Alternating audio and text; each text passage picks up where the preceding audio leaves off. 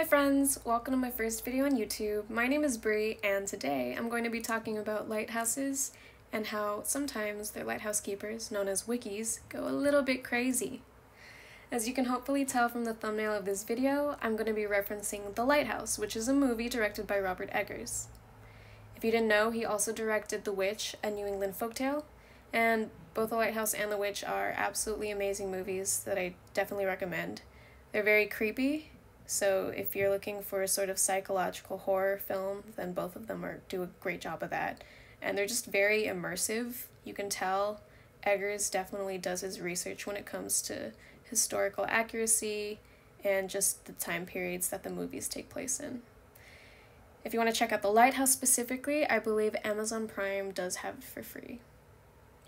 Without any spoilers, The Lighthouse revolves around two really standoffish lighthouse keepers, played by Willem Dafoe and Robert Pattinson.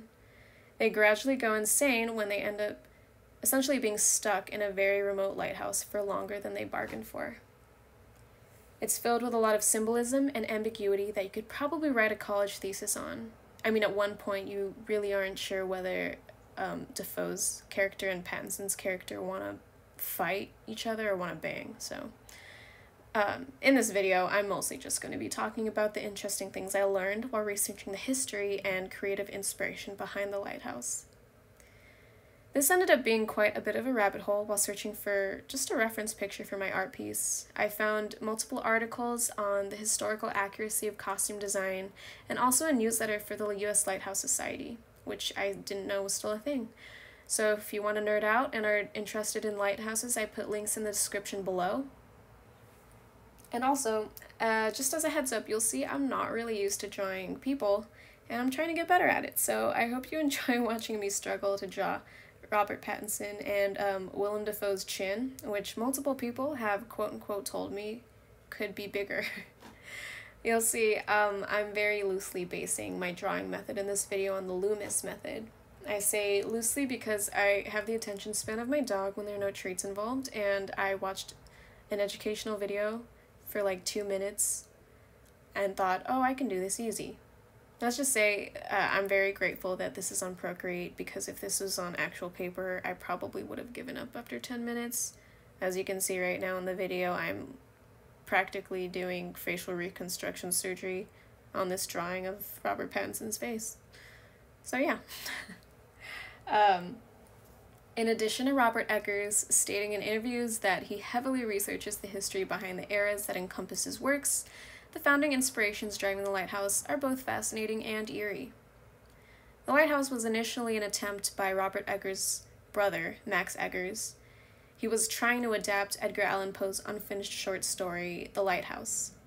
This is famously known for being the last work that Edgar Allan Poe wrote before his death, and the story is told via a few log entries of a lighthouse keeper who grows increasingly paranoid and uneasy about his safety. And that's actually pretty interesting. I think it adds another creepy factor because supposedly Edgar Allan Poe was exhibiting signs of paranoia and foreboding before he died in a delirium, essentially. And I just think that's a fact around the story that kind of adds to everything. When Robert Eggers took over, another element of folktale was added to the development of the final product, and it's actually pretty damn disturbing. This partially true story to the Eggers adaptation is referred to as the Small's Lighthouse tragedy that occurred in 1801, on a remote lighthouse situated on the largest of a group of rocks ironically referred to as the Smalls. The Smalls were obviously large enough to build a lighthouse on, and they were composed of basalt and dolomite, a fact that will be important to the story later on. They lay about 20 miles off the coast of Pembrokeshire, Wales. And given that motorized boats weren't a thing back then, I'd imagine if you weren't on a big naval or industrial ship, rowing 20 miles back to Pembrokeshire to catch a bevy with the boys at the pub wasn't really feasible. The isolation must have been pretty great and unnerving, and I want to put this into perspective because it seems like once you accepted the position and were out there, you were stuck there until you were relieved of your duties or rotated out. The two men manning the lighthouse in 1801 were one Thomas Howell and one Thomas Griffith, and according to legend, the two Thomases did not get along. Now, something I think that is historically interesting to mention, but that I couldn't really attribute in this story since I couldn't find out who was in charge of whom, is that the keepers were ranked. In the Eggers movie, there are embroidered golden insignias on the lapels of the keepers' coats. And these insignias were assigned depending on your rank, and it seems like there could be an entire crew of lighthouse keepers, with the head honcho having an embroidered K within their loop, the first assistant keeper having a 1, the second assistant keeper having a 2, and so on and so forth. In any ways, we don't know who was in charge at Smalls, which I think would make the story just a bit spicier, but we do know that Thomas Griffith either died in a freak accident or succumbed to disease. With Thomas Griffith dead as a doorknob, the other Thomas did what he thought he needed to do to remain seen as innocent. He refused to toss the body into the ocean because he thought that would make him look really suspicious and that people would think he was the murderer from the get-go. And so allegedly, he left the corpse lying around for weeks, or at least for long enough that most sources I've read say the body was pretty decomposed. He eventually made a makeshift coffin from lumber he could salvage because he couldn't bear the smell of his colleague decomposing. Honestly, I probably would have just gone for the toss the body in the ocean Poseidon burial option and said a rogue wave came along, but I mean, to each their own. Howell then tied the coffin to the outside shelf of the lighthouse, which may be initially confusing because a normal person would give it a proper burial. But then I realized that the reason it was important to know that the Smalls were composed of basalt and dolomite was probably because digging a hole wasn't possible since the foundation of the lighthouse wasn't really built on any sort of soil. The elements heavily damaged the box enough so that the arm of Griffith's corpse became visible, and supposedly the wind would move it in such a way that looked like it was making a waving gesture when you were viewing the lighthouse from a passing ship, which is 100% nightmare fuel inducing, absolutely terrifying. Howell apparently tried to fire a distress signal, but the waving arm made it appear as if everything was peachy keen, and so Howell worked the lighthouse until he was finally relieved from his shift. And it is said that his friends did not recognize him after the incident. Now, I don't blame him because that sounds like the most 10,000-yard stare-inducing experience I could think of ever happening in a lighthouse. After this, the lighthouse crews were then changed to rosters of 3 rather than 2, which I thought was a great idea until I remembered that there is another case called the Flandin Isles disappearance, and the essence of that case is that 3 lighthouse keepers around the same time period, probably around the 1800s, just up and vanish off the face of the earth. As in, we still don't know what the hell happened to them, and if you want to learn more about that one, I've linked the BuzzFeed Unsolved video for it.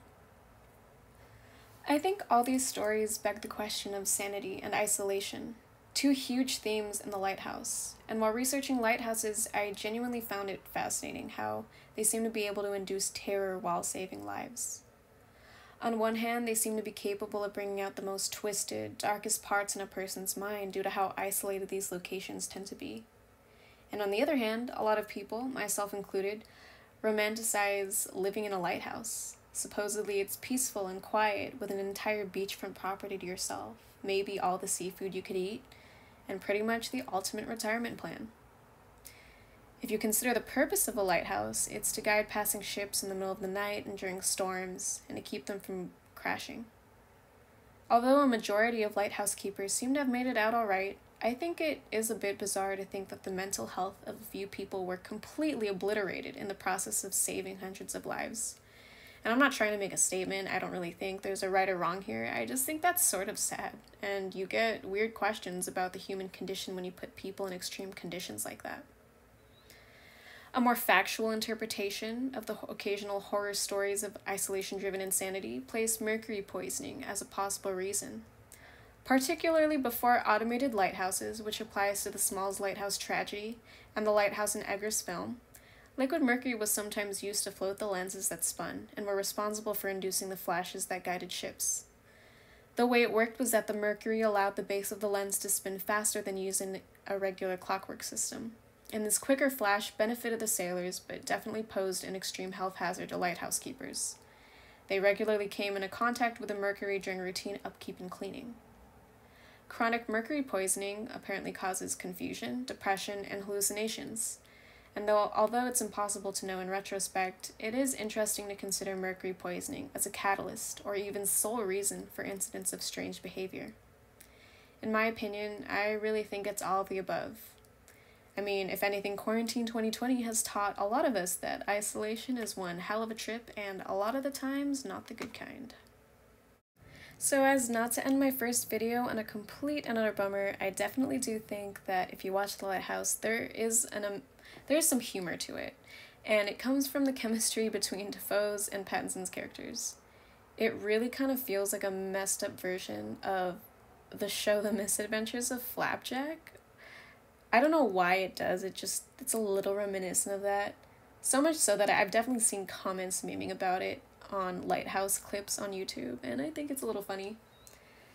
The takeaway of that movie, in my opinion, one of the highlights of that movie is hearing Defoe curse Pattinson for like a full-on minute, like a Shakespearean epic curse, just because Robert Pattinson wanted a steak and not Defoe's lobster.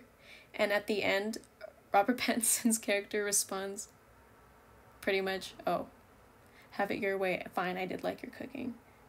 And of course, me explaining it isn't funny as hell, but watch the movie, and if you don't watch the movie, at least watch the clip. It's great acting, if anything, and there is humor to it.